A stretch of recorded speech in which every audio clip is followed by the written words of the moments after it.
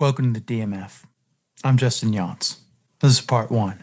Okay, I have a guest with me today. I have Meagan Johnson. She is a filmmaker and she also does a lot of improv. How are you doing, Meagan?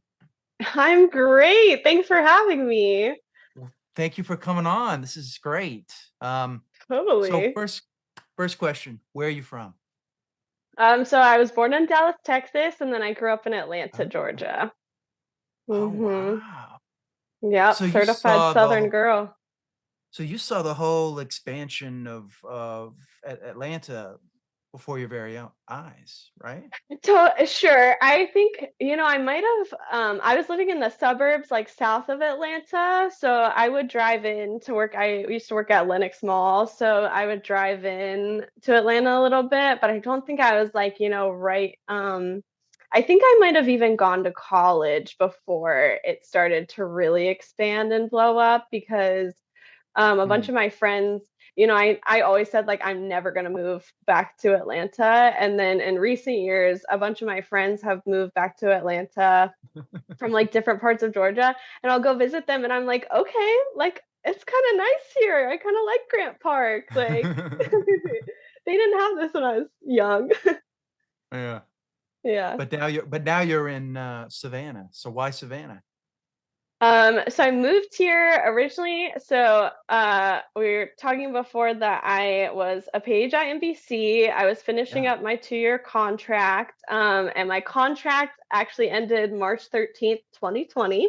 So the best time in the last Oh century to have wow. a contract in. Um, and I was interviewing for Warner Brothers that morning to be an executive assistant in one of their development houses, and I was like all set to go. I've done like the perfect page track, ready to go. And then they called me that afternoon and they said there's a hiring freeze across the entire company. And that kind of filtered throughout every single studio, had these hiring freezes that first month of where the pandemic was really bad. So my lease was also ending at that time, and I decided to move back home to Georgia. I got back together with my ex, as we all did in the pandemic. And he was going to medical school in Augusta. So I spent most of the pandemic in Augusta. And then he got selected for a regional program in Savannah. And like at this point, I thought I had given up comedy. I thought I had given up film and entertainment. I was studying for the LSAT and thinking I might go to law school. Oh And really? Wow. yeah, and I moved to Savannah with him, just being like, well, I don't have anything else going for me. Like, I like this little beach town. It's a cute small town.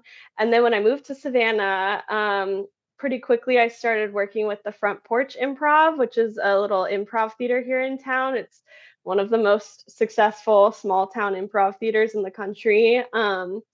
And I started working with them, and I was so lucky because John and Bree are the two creative directors there, and I really feel like they mentored me through learning how to freelance. I watched them really Oh. hustle to get these paid gigs for their actors. They really wanted their actors to be able to be paid for the work they did. So they always paid us for acting in shows and things like that. You could also bartend. I learned how to do the tech booth and all the kind of like brick and mortar theater things. But then what was so cool to watch is the way they hustled for these private opportunities. We did corporate workshops, and then also they flew this guy out, who Joseph Spinoza, he's a PhD from Baltimore, and he developed this trauma informed youth curriculum for improv. They flew him down and they got all of these actors trained as instructors in this curriculum called trauma drama. And so then from there, we could go to schools and YMCAs and anywhere where young people were underserved in the community, and we would get grant funding or private donor funding to basically instruct these kids in improv games, with the goal being to like expand their emotional intelligence, give them tools for collaborating with others. It was such a timely program because we're coming off of the pandemic and kids were just getting back into schools. And so we were doing a lot of things of like learning to make eye contact and read like verbal cues on your friends' faces and learning to read body cues and things like that. So I started freelancing through this improv theater. Um, and that was such a, and also like John would get me these gigs of being able to like host New Year's Eve parties and things like that. Just if John saw a need for improv, which there kind of always is for a live event, he would get us in there to host or play games or do something. So it really taught me. I think before that, freelancing seemed like such a scary thing to me. Like, how do you possibly like find clients, especially in like a small town? And I think Yeah. what John and Bree, and also their co-owners are Dan and Dolly, what they really taught me is if you are out in your community and you're like working with members of the community, you don't necessarily have to be going to these networking events, although those are great too. But if you're out grabbing lunch at a cafe and you're just chatting up the people who work at the cafe, sometimes that leads to a gig that like you would have never known that this person was going to host a New Year's Eve party and things like, and of course that's so like relevant to independent filmmaking too. Like all of the locations I've ever shot in were donated for free by my friends, including 208 Wine Bar did me a huge solid and let me shoot in this beautiful wine bar for them, and for a spec ad I was doing for Tiffany and Co. And I met Chrissy, the owner of the wine bar, because I was emceeing a private New Year's Eve show for her. And she just had such a great time, and her friends had such a great time vibing with all these improvisers and watching the private show that we just ended up collaborating with each other on a number of things. So yeah, and then we have a trolley tour called Savannah for Morons that Dan and John developed and wrote together, and that was like the main consistent gig that they got me locked into, which was giving these 90-minute comedy trolley history tours around Savannah. So just cobbled together all of those things in Savannah. And long story short, that ex, love him, miss him very much. He went on to Michigan and he's doing great. He's doing residency in Michigan. But when he left, I was like, I have to stay in Savannah. Like I'm getting to do everything I ever dreamed of doing in LA here in Savannah. So yeah. Now we're talking about also the Front Porch Acts, right? That was the Front Porch community. Act. Yeah, that's their youth outreach program. Okay. So backtracking a little bit, where did you go to school? So I went to Florida State. I studied English there. Okay, cool. Yeah. English major. Yeah. I'm really good at speaking English. So you're a reader. Yeah, I think at that time, people always ask me, like, what did you think you were going to do with an English major? And I think I was hoping to be some sort of like Eve Babbitt's, like, kind of journalistic, Joan Didion, maybe be a journalist, but you're also a writer. And unfortunately, the publishing landscape had changed so much by the time I graduated that just really wasn't like a lifestyle that existed anymore.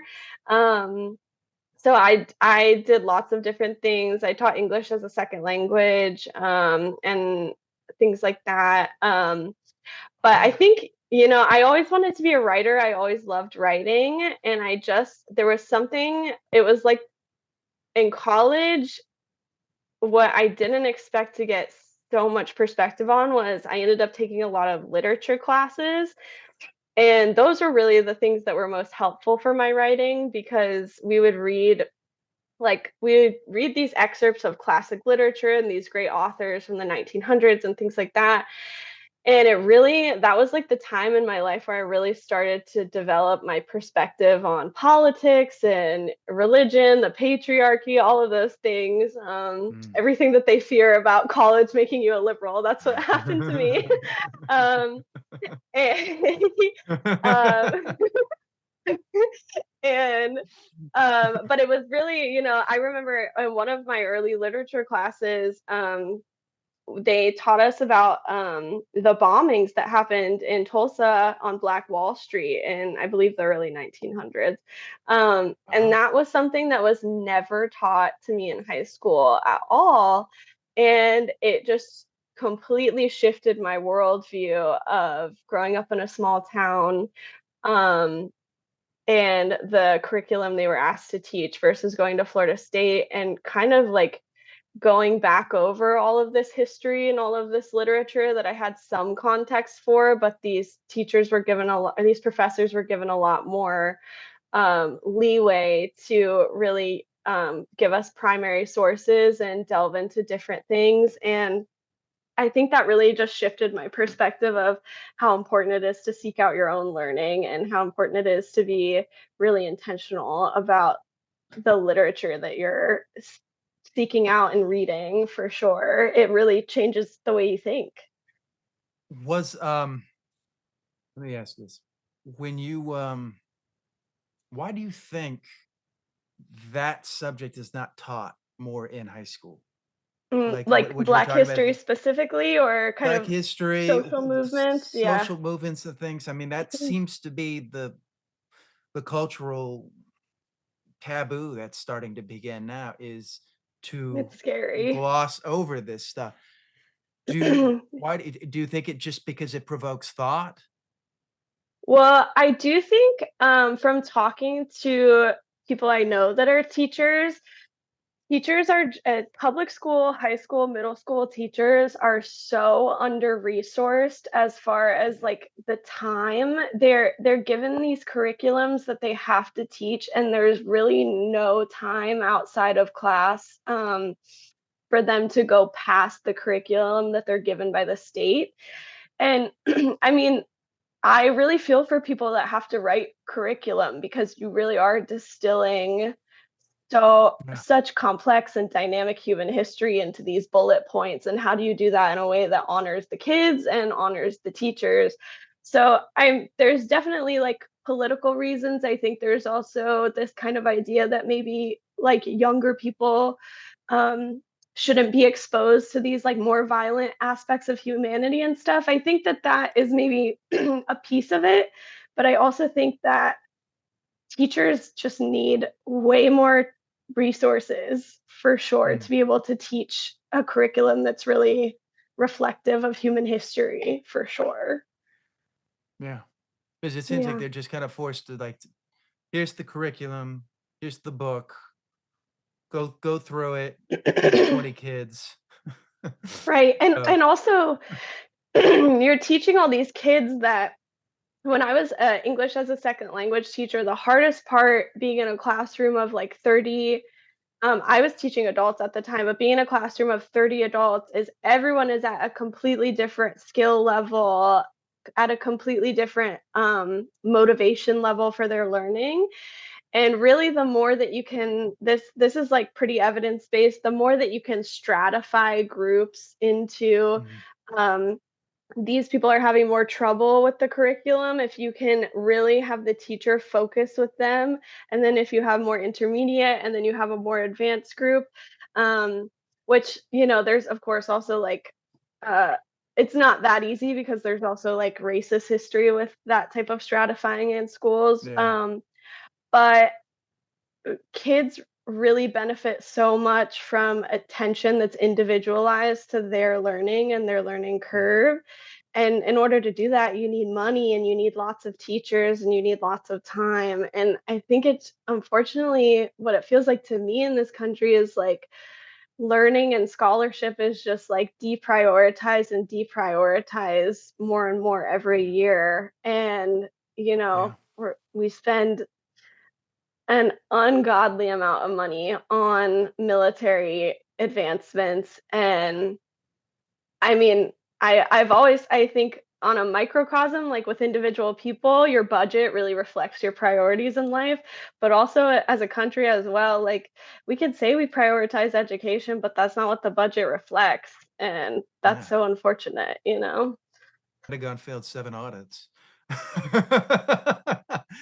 What does that say? Horrifying. Horrifying. Yeah. But Yeah. I mean, it please like, share, and subscribe. Thank you for watching.